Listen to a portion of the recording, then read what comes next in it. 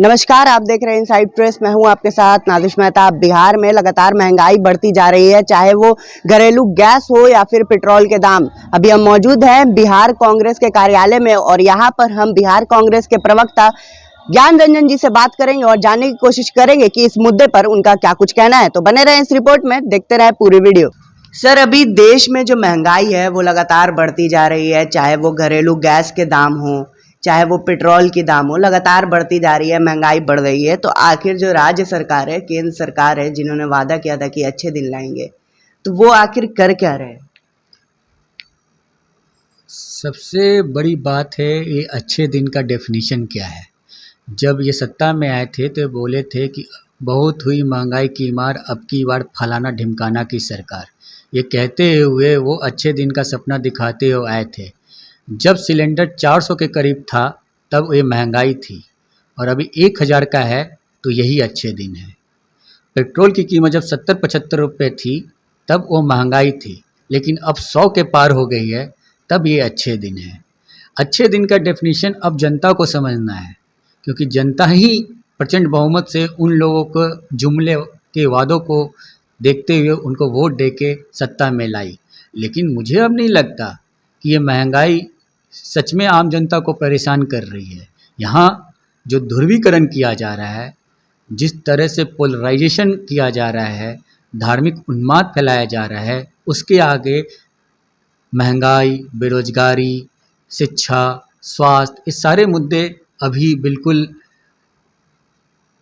गोल हो चुके हैं। कहीं पे भी इस पे आप चर्चा और परिचर्चा नहीं देखेंगे। सत्ता पक्ष के लोग ही आपस में ही बयानबाजी में उलझे हुए हैं, उन्हें कुछ लेना देना नहीं है, और जनता मस्त है तो वो भी मस्त है। यही अच्छे दिन है। सर, अभी देखा गया है कि लगातार जो युवा हैं वो रोजगार को लेकर लगातार आंदोलन कर रहे हैं। बेरोजगारी दर लगातार बिहार की बढ़ती जा रही है, उसको लेकर क्या कहना है?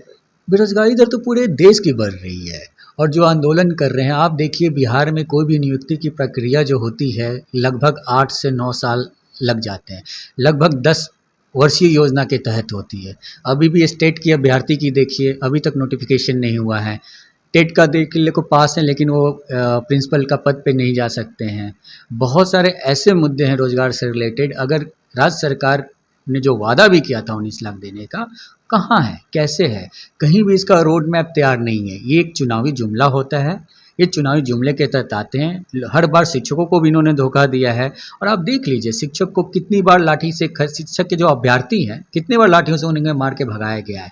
तो बिहार में, खास करके बिहार में, तो अभी आप इस साल जो सरकार बनी है, इस बार तो लड़ाई बड़े भाई छोटे भाई की हो रही कि मेरा नंबर ज़्यादा तो हम बड़े भाई, तुम्हारा नंबर संख्या कम तो तुम छोटे भाई। और इसी कसम में क्या हो रहा है कि गर्दन की हड्डी की तरह नीतीश बाबू बीजेपी के सरकार में अटके हुए हैं, जो बीजेपी को निगलने में भी नहीं बन रही है और उगलने में भी नहीं बन रही है। और इन सब तमाम चक्रों में बिहार की जो तरक्की है, प्रगति है, उन्नति है, एक सेंटिंग लाइन में जाके ठप हो गई है, बस आपसी खींचातानी में। और वे कहते हैं कि, और जब कभी उन पे सवाल उठाओ तो वो कहते हैं कि जनता ने हमें मैंडेट दे के भेजा है। जब जनता ने उन्हें मैंडेट दे के भेजा है तो भाई काम करने के लिए भेजा था, ना कि आपके बैठ के बयानबाजी करे और सत्ता के मलाई खाएं।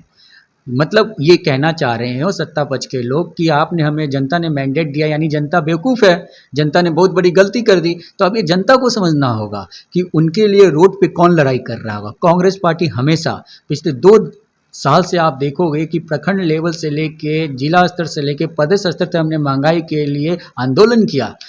हमारे नेता जो राहुल गांधी जी हैं, शुरू से लगातार इस पे डेली संसद में आवाज़ उठा रहे हैं, संसद के बाहर आवाज़ उठा रहे हैं, रोड पे प्रदर्शन हो रहा है, धरना हो रहा है। लेकिन ये तो ऐसी सरकार है जो कान में रुई डाल के बैठी हुई है।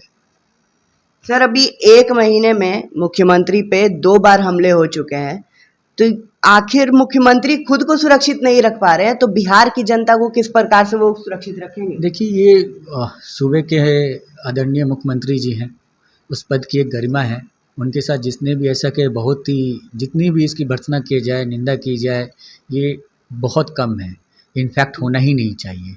जब हम आम लोगों को, कुछ ऐसे लोगों को जेड प्लस सिक्योरिटी दे सकते हैं, तो केंद्र, अगर यहाँ स्टेट की एजेंसी उन्हें सुरक्षा प्रोवाइड नहीं करा पा रही है तो उन्हें जेड प्लस सिक्योरिटी दे दे, क्योंकि उनको उनके पद और उनको देखते हुए ये उनकी गरिमा के लिए बहुत ज़रूरी है।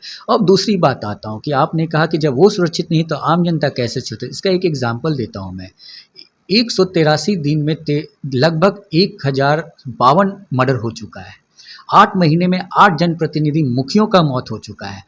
लूट पाट डकैती चरम सीमा पे है।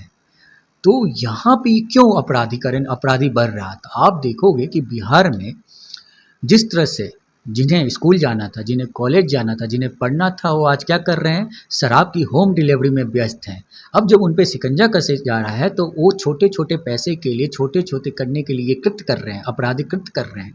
तो कहीं ना कहीं ये जो पॉलिसी है उस पॉलिसी पे हमें सर्च करना होगा कि ये अपराधीकृत क्यों बढ़ रहे हैं। ठीक उसी तरह एक पैरेलल इकोनॉमिक बालू खनन के माफिया लोग चला रहे हैं। दिन दहाड़े गोलीबारी होती है, दिन दहाड़े अराजकता फैलाई जाती है।